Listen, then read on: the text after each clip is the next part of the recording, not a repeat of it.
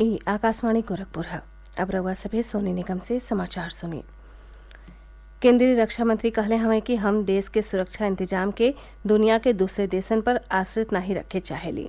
हमनी के सुरक्षा इंतजामों में आत्मनिर्भर बने के हौ। वहाँ के कहनी कि अब हथियारों भारते में बनी।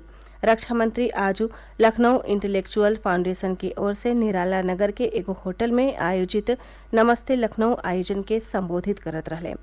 वहाँ के कहनी कि दुनिया के कौनहू देश क ताकत क मूल्यांकन सीमा क रक्षा कैले क क्षमता और अर्थव्यवस्था पर कैल जाला। हमार योजना हवे कि अगला 10 साल में भारत दुनिया के 3 गो बढ़न अर्थव्यवस्था वाले देशन में शामिल हो जाए। वहाँ के कहनी कि कोरोना संक्रमण और रूस यूक्रेन युद्ध के बावजूदो भारत का जीडीपी बढ़ी रहल हौ। वहाँ के कहनी कि अर्थव्यवस्था का आकार बढ़ावे खातिर व्यापार अनुबंध के दिशा में कई गो कोशिश हो रहल हवे।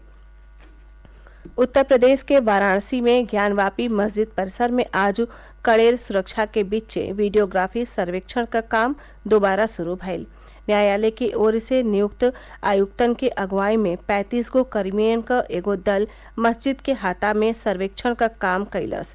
बनारस का पुलिस आयुक्त ए सतीश गणेश कहने कि आज सर्वेक्षण का काम शांति के साथे पूरा भइल और ई काम बिहनहू जारी रही। इससे पहले उच्चतम न्यायालय सर्वेक्षण के काम के स्थगित कैले के मांग के खारिज कर दिहलस। वीडियोग्राफी सर्वेक्षण का कार्य बनारस के एगो अदालत के आदेश पर कैल जा रहल हो। अदालत वाराणसी जिला प्रशासन के सर्वेक्षण का काम 17 मई ले पूरा कई के एक रिपोर्ट अदालत के सामने पेश कैले का निर्देश देले हवे। केंद्रीय अल्पसंख्यक मामलन के मंत्री मुख्तार अब्बास नकवी और उत्तर प्रदेश के जल शक्ति मंत्री स्वतंत्र देव सिंह रामपुर जिला के पटवाई में देश का पहला अमृत सरोवर का उद्घाटन कैले। इस मौका पर श्री नकवी कहले कि प्रधानमंत्री नरेंद्र मोदी के प्रेरणा और मुख्यमंत्री योगी आदित्यनाथ के मार्गदर्शन में अमृत सरोवर का निर्माण कैल गयल हवे। वहाँ के कहने की इतना कम समय में अमृत सरोवर का कार्य पूरा कैले में ग्राम पंचायत और जिला प्रशासन खास भूमिका निभावले हवे। श्री नकवी कहने कि अमृत सरोवर न खाली पर्यावरण और जल संरक्षण में मदद करी बल्कि आसपास के लोगिन खातिर पिकनिक स्थलों का काम करी। अमृत सरोवर में फूड कोर्ट, फव्वारा, रोशनी का इंतजाम और नौका विहार जैसन सुविधा हवे। राज्य सरकार आज़ादी का अमृत महोत्सव के तहत राज्य के हर जिला में ऐसन 75 अमृत सरोवर बनावे खातिर तेजी से कार्य कर रहल हवे। केंद्र सरकार गेहूं के निर्यात पर जुड़ते प्रभाव से रोक लगा दिले हवे। विदेश व्यापार महानिदेशालय काल एह बारे में अधिसूचना जारी कैलस। एहमे कहल गयल हो कि गेहूं के निर्यात नीति में संशोधन कैल गयल हवे ताकि देश में खाद्य पदार्थन का पुरहर आपूर्ति भइले के साथ ही पड़ोसी देशन के अलावा दुनिया के औरियो जरूरतमंद देशन के जरूरत के पूरा कैल जा सके। अधिसूचना में इहो कहल गयल हो कि केंद्र सरकार के अनुमति के बादे औरियो देशन के उनकरे मांग के आधार पर खाद्य पदार्थ निर्यात कैल जा सके हैं।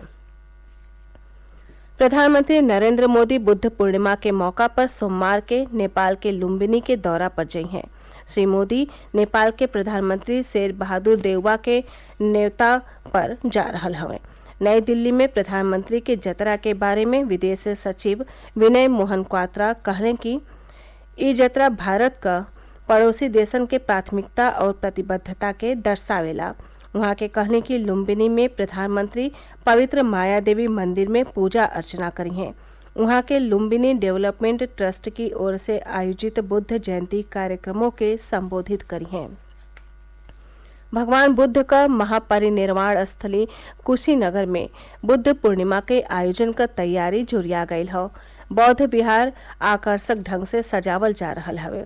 बिहने संझा महापरिनिर्वाण बुद्ध विहार में खास पूजा हुई। 16 मई की भिन्न ही बुद्ध जयंती समारोह का शुरुआत प्रभात फेरी से हुई। बुद्ध पूर्णिमा के दिन ने प्रधानमंत्री नरेंद्र मोदी कुशीनगर होते भगवान बुद्ध के जन्म स्थली लुम्बिनी गई हैं।